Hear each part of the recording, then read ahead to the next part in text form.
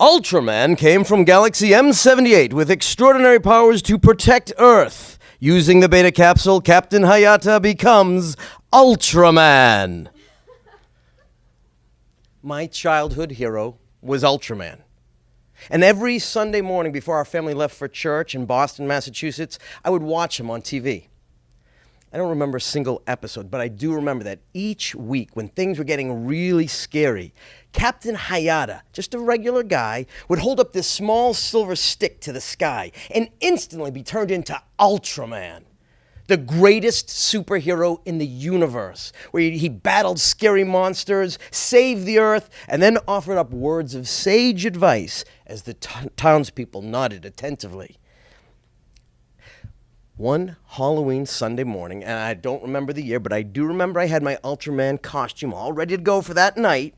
We were on our way to my grandmother's church, St. George's, in the South End of Boston. All right, for those who don't know Boston, the South End is a historical part of the neighborhood. It's newly revitalized. It's the part of the city where local coffee shops and fancy art houses and overpriced brownstones are all sprouting out every 5 minutes. But in the 1950s, the South End consisted of basically various black and Lebanese immigrant neighborhoods and a vibrant jazz scene where you would see the likes of Cab Calloway and Earl Hines and the great Duke Ellington playing at the Hi-Hat and the TikTok Room. But this is the 1970s. And in the 1970s, there was no jazz. And my family didn't even live in the South End anymore. It was a scary place now, filled with scary people and old, deserted, scary-looking buildings. But my grandmother, my Sittu, which is Lebanese for grandmother, refused to switch to any other church because St. George's was the first church she entered when she came to America from Africa 50 years earlier. And she said it would be the last church she left when she was buried in the next 50 years. So despite all our protests, every once a month we'd get in my dad's car for the long drive to the South End, which meant we had to leave an hour earlier, which meant I didn't get to watch Ultraman. Now, I would try to do anything I could to drag my feet, delay a little bit, hoping for some miracle that would force us to skip church at the last minute, but my father would always start screaming, "You're not watching Ultraman, would you just get in the car?" Which would scare me, which would scare my mom, who would then yell back, "Would you stop yelling at him?" Which usually meant the entire car ride to my grandmother's church would be a scream-filled ride of terror, with our parents yelling back and forth, until finally my mom would start screaming, "I want to get out! I just want to get out of the car!" and try to open the car door. While my dad would scream, "Would you get back, Penny, get back in the car!" While we kids sat dutifully back, silent and terrified that my mom would just go flying out onto the street. The light's green, George. We were at a red light close to my grandmother's church. George, did you hear me? I think we should drive through the light. My mom kept calling my dad George, which meant she was serious. My mom usually only called my dad honey or daddy. But when she said George, she meant business. Usually when she said George, my father would start screaming back at her, but this time he didn't say anything. He was looking at the scary crying man across the street. Across the street on this Sunday morning in the South End, I saw for the first time a grown man crying. As a kid, my dad would always tell me, "Big boys don't cry," a rule that I broke often and every day. But this wasn't a boy. This was a grown man, and he was really crying badly. The crying man had a long gash running from his cheek all the way down to his chin. It was long and it was curvy and had dark blood oozing out of it. There was blood on his face, blood on his t-shirt, blood everywhere. The crying man was crying and bleeding, and on either side of him were two other scary men, the scary yelling men. One yelling man had a big afro like JJ Kid Dynamite, but he didn't seem anything like JJ. He seemed more like JJ's dad, never smiling and always just yelling. But it was the other yelling man that was really scary. The other yelling man had a knife, a big knife, the kind of knife that my mom used at Thanksgiving to cut the turkey. But the yelling man isn't cutting turkey. And he had that turkey knife pointed right at the crying man's face, while the other yelling man kept yelling and pointing. And the crying man kept crying and bleeding. And none of them seemed to notice our family in our car on the way to my grandmother's church at a red light. George, my mom says, the light is green, George. Can we just go? What's wrong, Dad? Is the car out of gas? My older brother starts to ask in that scared voice of his when my mom and Dad would get into their really scary fights. George, please, can we just keep going, please? My mom kept saying George and please in one sentence, and it was like breaking out the best china of parental conversations, only used for special occasions.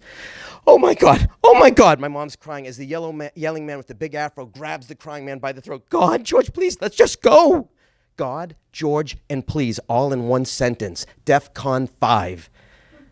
But still, my dad does nothing. Ding dong, ding dong, dong, dong, ding. From the car's back window, I can hear my grandmother's church bells ringing. The tower sticking way up over the trolley tracks just a few blocks away, but it might as well be miles. Suddenly, the car moves. My mom sighs, and just as quickly as it does, it stops as my dad pulls the car over, shuts off the engine, and opens his door to get out. George, please, George, just get in the car and shut the door, please. My mother is crying. My brother is crying. My sister is crying, mostly because she's one and probably hungry, but everyone is crying in the car except my father and me. My dad isn't crying, because my father practically invented big boys don't cry. My father is George the Mad Arab Aymie, high school football hero, doo-wop group singer, and leader of the South End gang, the Ravens. The only one thing my father loved in his life was our family. But the two things he really enjoyed was music and violence. My dad hung with the Jive Five. He worked with James Brown, and he sent more than his fair share of people to the emergency room. George Aymie, possessor of big hands, a big laugh, and a big wooden club that he kept behind the counter of his South End record store. My dad loved to sing in his car only slightly more than he loved to pull some loudmouth out of theirs for cutting him off in traffic. In the world of my dad can beat up your dad, I hold the trump card. But I'm not crying. But not because I'm my dad. I'm not crying because I am too scared to do anything at all. I just want to find some hole in the vinyl seat of my father's car and crawl into it because I think I'm going to see something that I am not brave enough to see. I think that something that is making my mom and brother cry is right outside this window, and I am just frozen as I stare out the back of the yellow Plymouth Duster triangle rear window. Please, Dad, I finally say. Please for my mom and Dad for me, but it's more like a whisper, and my dad is already walking across the street, and now my rear car window becomes a TV screen. But I'm not watching Kid Dynamite or Ultraman. I'm watching the scary men, the blood, and the knife. My dad strides across the street, each step bringing him closer and closer to the big turkey knife and the scary yelling men. And suddenly I wish we could be at church. I wish we could be at home. I wish we could at least be at my father's store, because then at least he has his big wooden club. But now he only has his big hands and his love of violence. And I don't know if that's enough against the big knife.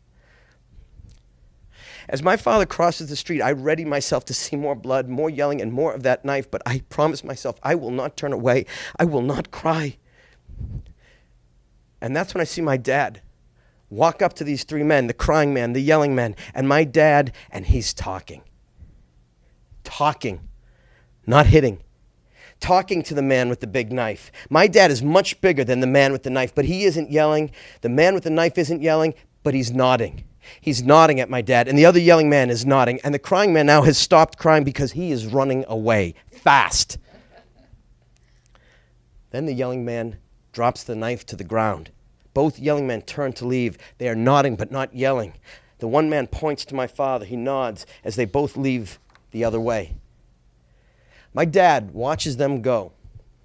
Then he bends down to pick up the knife, the long silver blade shining in the sunlight like Ultraman's silver metal thing. But my dad doesn't hold it up to the sky. He drops it down a sewer grate. Ting, ting, ting, ting, ting, ting, ting, ting, ting, ting, ting, ting, ting, ting, ting. The knife falls down the sewer pipe like a met rain. My dad stands up. His eyes are dark and round, black laser beams staring straight at me across the street. The new show on my car window TV is my dad's dark, round eyes beaming all the way to me. My dad's eyes seem to reach out and grab my face. He stands above the sewer grate like he is 100 feet tall. Then suddenly, with his long arm, his finger almost seeming to touch the car window, he points right at me. His big, thick finger pointing right at my face, and I think, is he mad at me? Was he mad because I was scared? Why is he only staring at me and not Mike or Mom or Lauren? Then just as he's about to cross the street, he points to his two dark eyes, then to the left, then to the right. Then he crosses the street, gets in the car. My brother's screaming, "You're Superman, Dad! You're Superman! You're Superman!" My brother's slapping my dad on the shoulders. My sister's crying. My mom is leaning over back at the seat, telling my sister, "It's okay, honey, it's okay." And in the middle of all the crying and the shouting and the backslapping, my dad looks up in the rearview mirror, his big dark eyes now turned friendly, looking right at me, and he says, "Both ways before you cross the street, right?"